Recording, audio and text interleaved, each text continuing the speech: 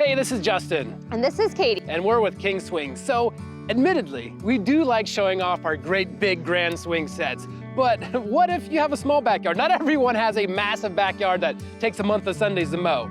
Does King Swings create any space-saving play sets?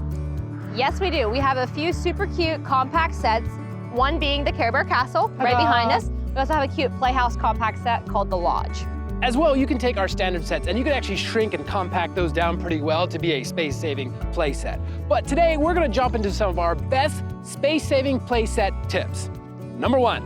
First of all, we have what we call Super Spiral Slide. It's exactly like it sounds. It goes in a circle. It only sticks out about 5 feet from your tower compared to the Waterfall Slide.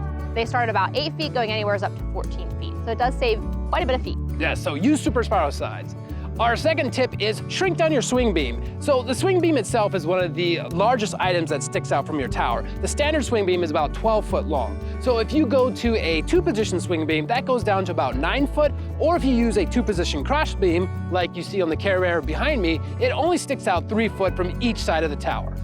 So tip number 3, if you have very limited space, you have limited amounts of sides to your tower, we recommend combining your climbers. You could do like a rock wall ladder combo. We also have a cargo net. You can combine any 3 of those different types of climbers into one. Tip number 4 is to really utilize the bottom of your tower. So using the bottom of your tower doesn't add any extra space to your play set, but it actually almost doubles your fun. So a really good thing to do for a compact playground is using things like a checkerboard or doing things like a clubhouse and a coffee bar, lemonade stand, picnic table. All that sort of stuff adds a lot of value and fun to your play set without changing the dimensions.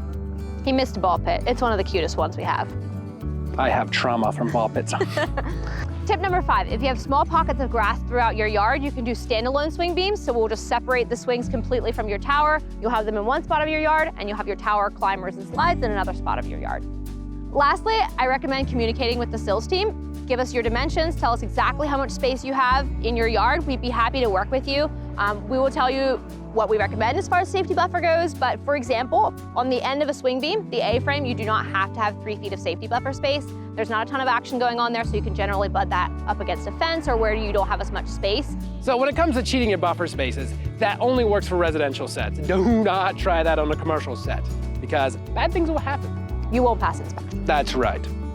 So in general, designing a space-saving play set can be a little bit tricky because you really got tight dimensions and we want to make it safe and yet fun. So this is really a good time to reach out to us, talk to us, show us pictures. That's really helpful.